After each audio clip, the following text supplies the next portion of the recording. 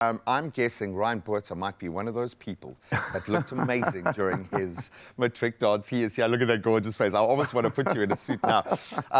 We have brought him in to help temper our broken hearts. South African hearts were left aching, I think, on Friday night as Bafana were held to a goalless draw by Zimbabwe in their World Cup qualifier at Moses Mabhida Stadium. Frustrating game to watch, yes.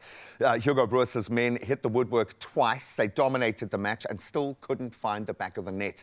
Now, with one game to go, South Africa's World Cup dream is still alive, but it's not all on our shoulders. Joining us to unpack that performance and what on earth is going on, one of our favourites, Ryan Buerta, personal trainer, football coach, ex-pro.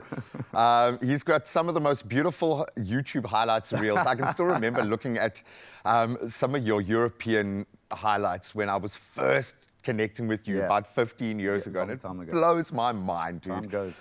So lovely to have you here to share my frustration and my pain this morning. So let's talk about the match itself. What went wrong in front of goal, bro?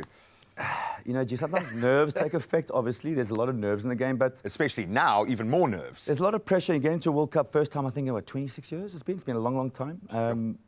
I think getting into that game, knowing the frustration around the game, sometimes you can't find the net. But that takes you being a calm mind. And that's going to the next game what has to happen. Calm mind, patience, be clinical. And it feels like Hugo Broos is the guy. He's calmed the team down. He's found a core, albeit some of the players not eligible to be in that core every time. When you've got that kind of nonsense going on around you as a player, how difficult is it to find that quiet space in the storm? Yes, you've got to play and you're being paid and we get the professional element. But these are their hopes and dreams, man. Earning the right to go to a World Cup and represent your country is kind of Olympics level for most athletes, I would imagine. You know, it's hard now, at least when I played, there wasn't so much social media. You didn't have this constant negativity around you. Yeah, this noise. So, I mean, you heard Mbappe talk about it recently, you know, struggling with the noise around, and he won't look at social media at all after a game. So, I think quieting that noise around, I think if I was Mr. Broos, I'd be like, guys, no social media for the next week. Put your phones away, no Instagram, no X, none of that. Focus on the job at hand. A lot of motivational discussions around why it's important, what they must do going into the game. Get their mindset on just the job. Because at the end of the day, that bubble, at the end of the day, you quieten the noise, you get a clear direction with a bunch of players that are clearly well structured. You can see by what they've done the last couple of years. And I would back us to step forward. If anything, and I suppose maybe this is where the frustration is, it feels like we've paid our dues to get to this World Cup as well, and it was so on track.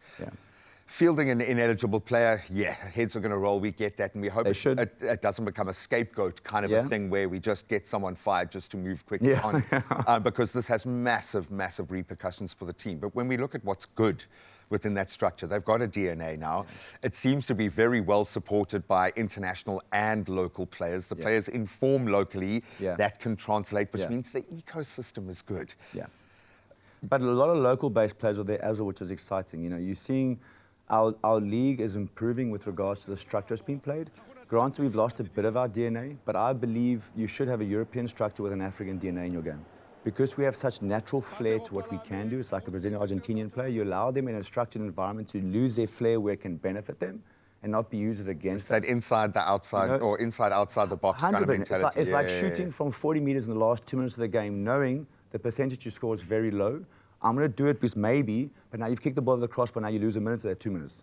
Instead of building up for 30 seconds into the big box. And giving yourself every chance, But they are earning that right 100%. Now. 100%. They're a fantastic team. They're strong. They compete with Morocco, Nigeria, all the big guns. They are playing good football. Nigeria have been a bit weak. They could have helped us out a little bit as well this year. Being typically Nigerian, they are doing everything, and Zimbabwe and everyone else who could help us are being brilliant right now. Can we make it? We've got to beat Benin. Are there any other factors that come into play? Who else has to win or lose? Look, we have to win our game, I think 3-4-0. And then Nigeria, and they need to draw. You know, at best, Benin must lose or they draw. But our goal difference is now coming into effect. It's no longer just what they do. We have to win our game convincingly.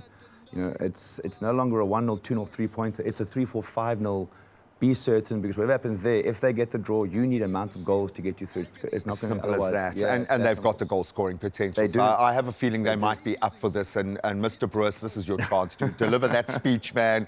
Give us the inch. Give us the game of inches, man. Exactly. We need that at this point because we don't want the momentum to be lost. Yeah, agreed. Because you mentioned the way that social media reacts. Our own media are even worse. Agreed. And this will be painted as an add-on failure to the last 20 years. And it's not. We've taken or kind of defragged a lot of that. What is working within the South African fold that we need to hold on to? Because if we don't qualify, I'm worried we're going to have a head on the chopping block and we're going to restart again. I think Mr. Bruce is stepping back after the World Cup anyway. So I think the important part is what I'm seeing within our South African structures is a lot of ex-professionals getting qualified, like myself, now at development routes within South African routes, teaching players mentality. So there's a football coach with an ex-professional next to him at youth levels, teaching them expectations. A player's coach.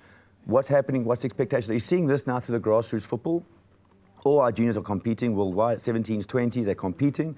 And I think our development structure is improving, which means players coming through are more prepared for what's expected. And that's off the field. Off the field. And because that was when I was playing, many players went to Europe and couldn't survive. They're not because of the ability, but because mentality-wise, they struggled. There was no more, you're the boy. It was, do the job. Now it's a job. It's a career, yeah. So I think that's improved.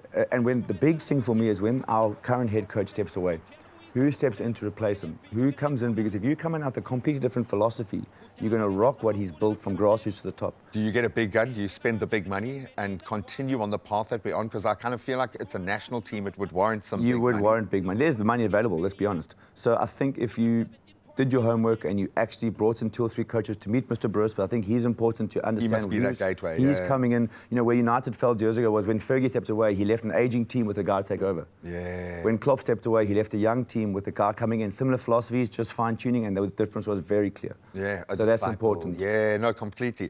If you want to understand from a player's perspective, see a player who looks a lot like him, go and watch the David Beckham documentary. Now, if you want to understand the job aspect of being the top player in the world at that time, it's a great way to understand that even at that level, you've still got to deliver.